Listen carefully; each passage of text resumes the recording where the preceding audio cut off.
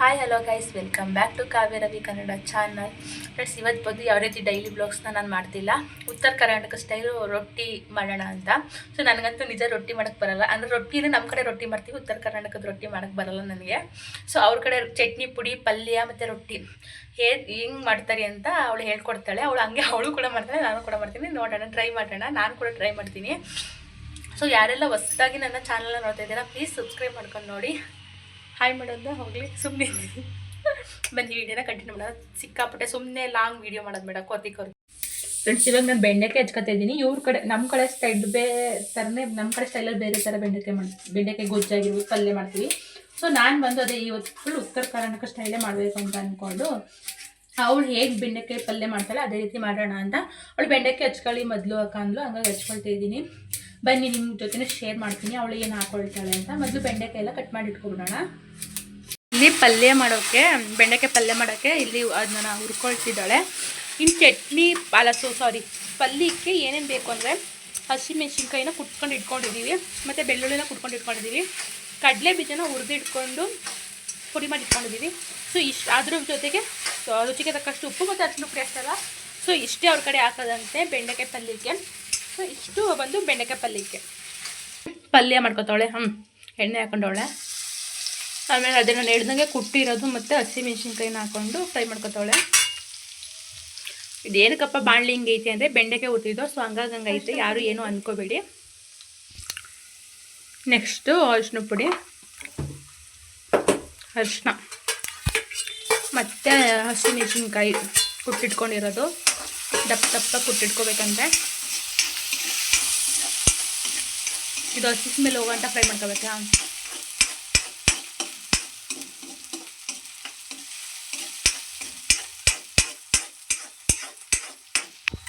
ರುಚಿಗೆ ತಕ್ಕಷ್ಟು ಉಪ್ಪು ಹಾಕ್ಕೊಳ್ತಿದ್ದಾಳೆ. ನೆಕ್ಸ್ಟು ಬೆಂಡೆಕಾಯಿ ಹುರಿದಿಟ್ಕೊಂಡಿರೋದನ್ನ ಆ್ಯಡ್ ಮಾಡ್ತಾವಳೆ. ಫುಲ್ ಮಿಕ್ಸ್ ಮಾಡಿ ಕುಡಿತೀವಿ.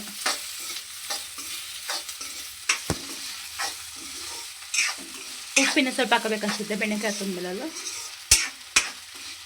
ಮಧ್ಯೆಗೆ ಸ್ವಲ್ಪ ಉಪ್ಪು ಹಾಕ್ಕೊಂಡಿದ್ಲು, ಮತ್ತು ಈಗ ಬೆಂಡೆಕಾಯಿ ಸೇರಿಸ್ಮೇಲೆ ಸ್ವಲ್ಪ ಉಪ್ಪು ಹಾಕ್ಕೊಳ್ತಾಳೆ.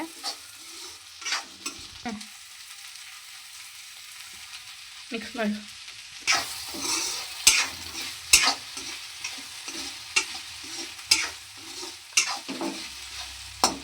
ಸ್ವಲ್ಪ ನೀರು ಆ್ಯಡ್ ಮಾಡ್ಕೊತಾವಳೆ. ಸ್ವಲ್ಪನಾ?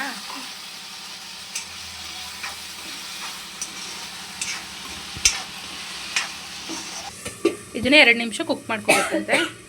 2 ನಿಮಿಷ ಕುಕ್ ಮಾಡ್ಕೊಂಡು ಇವಾಗ ಕಡಲೆ ಬೀಜ ಅಲ್ವಾ, ಹುರಿದಿಟ್ಕೊಂಡಿರೋ ಕಡಲೆ ಬೀಜನ ಆ್ಯಡ್ ಮಾಡ್ಕೊತಾವಳೆ. ಅಂದರೆ ಹುರಿದಿಟ್ಕೊಂಡು ಮತ್ತು ಮಿಕ್ಸಿ ಸ್ವಲ್ಪ ಗ್ರೈಂಡ್ ಮಾಡಿಕೊಂಡು ಹಾಕ್ಕೊಳ್ತಾ ಇದ್ದಾಳೆ. ಲಾಸ್ಟ್ ಬಂದು ಕೊತ್ತಂಬರಿ ಸೊಪ್ಪು.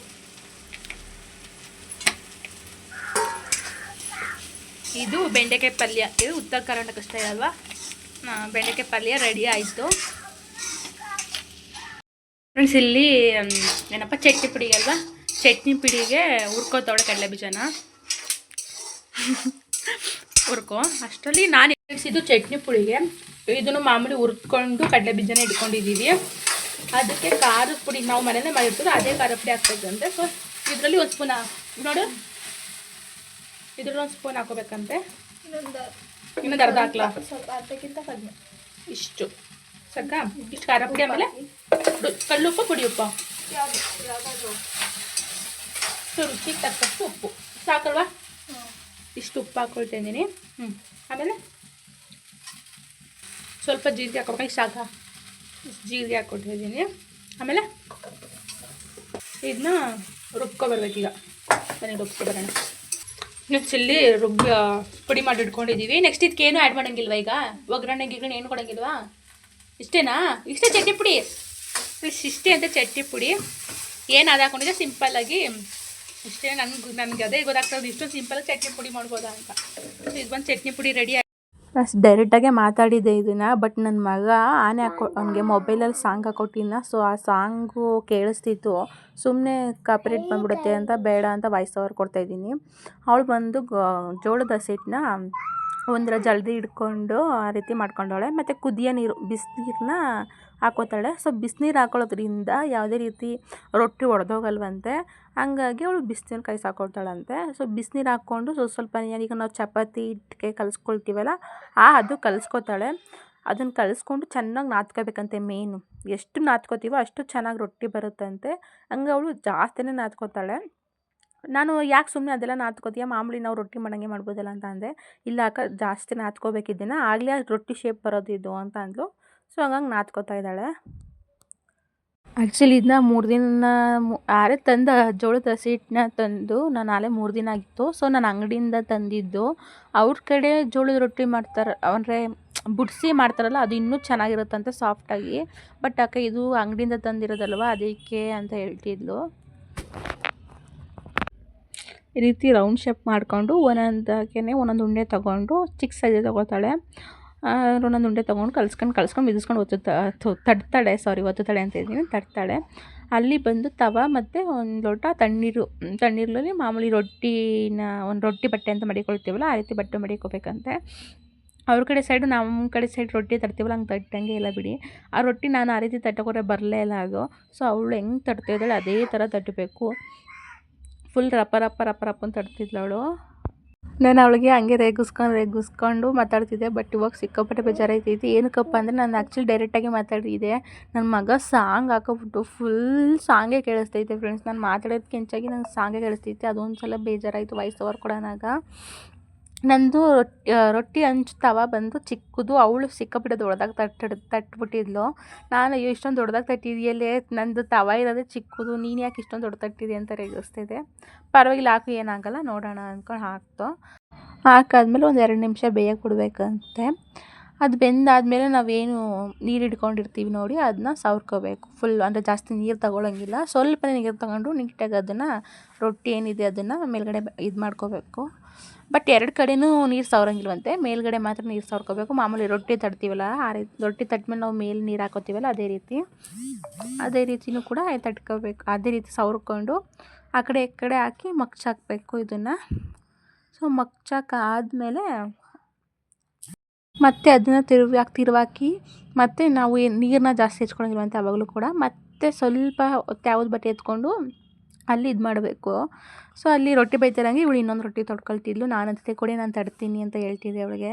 ಯಾವಾಗ ಸುಮ್ಮನಿರಕ್ಕೆ ನಾನು ತಡ್ತೀನಿ ಅಂತಿದ್ಲು. ಕೊಡು ಟ್ರೈ ಮಾಡ್ತೀನಿ ನೋಡೋಣ ಅಂತಿದ್ದೆ. ಸೊ ಇದು ಕೂಡ ರೊಟ್ಟಿ ರೆಡಿ ಆಯಿತು.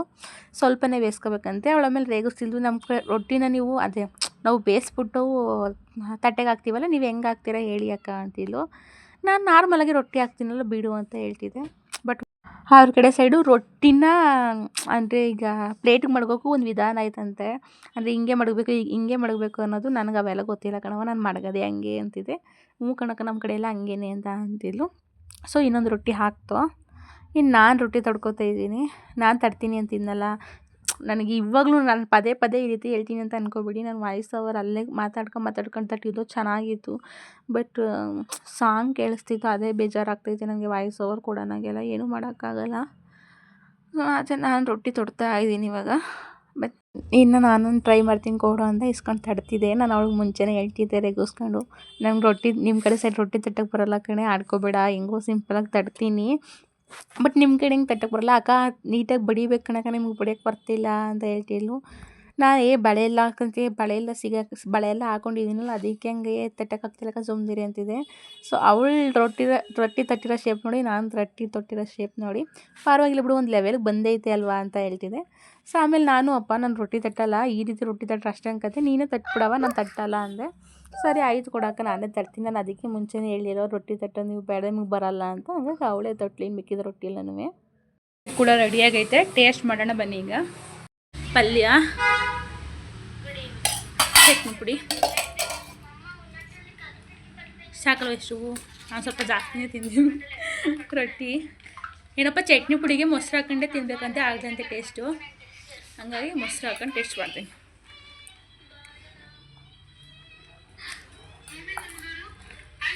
ನೋಡಿ ಉತ್ತರ ಕರ್ನಾಟಕದ ಊಟ ಇದು. ಈಗ ಟೇಸ್ಟ್ ಮಾಡೋಣ. ಇವಾಗ ನಾನು ಟೇಸ್ಟ್ ಮಾಡ್ತಾಯಿದ್ದೀನಿ. ನಾನು ಮೊಸರು ಬೇಡ, ಬರೀ ಚಟ್ನಿ ಪುಡಿದ ತಿಂತೀನಿ ಬಿಡು ಅಂದರೆ, ಇಲ್ಲ ಅಕ್ಕ ಮೊಸರು ಬೇಕೇ ಬೇಕು, ಮೊಸರಿಗೆ ಕಾಂಬಿನೇಷನ್ನೇ ಅಲ್ಲ, ಚಟ್ನಿ ಪುಡಿಗೆ ಕಾಂಬಿನೇಷನ್ನು ಮೊಸರು ಇರಲೇಬೇಕಕ್ಕ, ಚೆನ್ನಾಗಿರುತ್ತೆ, ಮೊಸರು ಜೊತೆ ತಿಂದು ಇನ್ನೂ ಚೆನ್ನಾಗಿರ್ತದೆ ಅಂತ ಅಂದಳು. ಸರಿ ಆಯಿತು ತರೋಣ ನಡಿ ಅಂದ್ಕೊಂಡು ತೊಗೊಬಂದೆ ಮೊಸರು ಕೂಡ. ಬಟ್ ಸಿಕ್ಕಾಪಟ್ಟೆ ಚೆನ್ನಾಗಿತ್ತು ಮೊಸರು ಜೊತೆಗೂ ಕೂಡ. ಬಟ್ ಮೊಸರು ಆ್ಯಡ್ ಮಾಡಿರ್ತೀವಲ್ಲ ಸ್ವಲ್ಪ, ಹಂಗಾಗಿ ಉಪ್ಪು ಕಮ್ಮಿ ಅಂತ ಅನಿಸಿದೆ. ಚಟ್ನಿ ಪುಡಿಗೆ ಸರಿಯಾಗಿತ್ತು, ಮೊಸರು ಆ್ಯಡ್ ಮಾಡ್ಕೊಂಡು ತಿನ್ನೋದ್ರಿಂದ ಸ್ವಲ್ಪ ಉಪ್ಪು ಕಮ್ಮಿ ಅನ್ಸುತ್ತೆ, ಅದು ಬಿಟ್ಟರೆ ಏನೇನಿಲ್ಲ. ಬಟ್ ಟೇಸ್ಟ್ ಮಾತ್ರ ಚೆನ್ನಾಗಿತ್ತು ಚಟ್ನಿ ಪುಡಿದುವೆ. ಬಟ್ ನನಗೆ ಇಷ್ಟ ಚಟ್ನಿ ಪುಡಿ, ಮೊದಲು ನಾನು ಏನೇ ಜೋಳ ರೊಟ್ಟಿ ತಿನ್ಬೇಕು ಚಟ್ನಿ ಪುಡಿ ಅನ್ನೀನಿ. ಬಟ್ ಅವ್ಳ ಸ್ಟೈಲಲ್ಲಿ ನನಗೆ ಬೆಂಡೆಕಾಯಿ ಪಲ್ಯ ತಿಂದಮೇಲಂತೂ ಚಟ್ನಿ ಪುಡಿಯಕ್ಕಿಂತನೂ ಬೆಂಡೆಕಾಯಿ ಪಲ್ಯ ನನಗೆ ಸಿಕ್ಕಾಪಟ್ಟೆ ಇಷ್ಟ ಆಯಿತು. ಬರೀ ಕ್ಯಾಮ್ರಾಗೆ ಅಂತ ನಾನು ಹೇಳ್ತಾ ಇಲ್ಲ, ನಿಜ ಸಿಕ್ಕಾಪಟ್ಟೆ ಇಷ್ಟ ಆಯಿತು. ಸೊ ಈ ಬ್ಲಾಗು ನಿಮಗೆ ಸ್ವಲ್ಪನಾದ್ರು ಇಷ್ಟ ಆದರೆ ಲೈಕ್ ಮಾಡಿ, ಶೇರ್ ಮಾಡಿ, ಕಮೆಂಟ್ ಮಾಡಿ. ಯಾರೆಲ್ಲ ಸಬ್ಸ್ಕ್ರೈಬ್ ಮಾಡ್ಕೊಂಡಿದ್ದೀರಾ ಪ್ಲೀಸ್ ಸಬ್ಸ್ಕ್ರೈಬ್ ಮಾಡ್ಕೊಳ್ಳಿ. Thank you for the watch.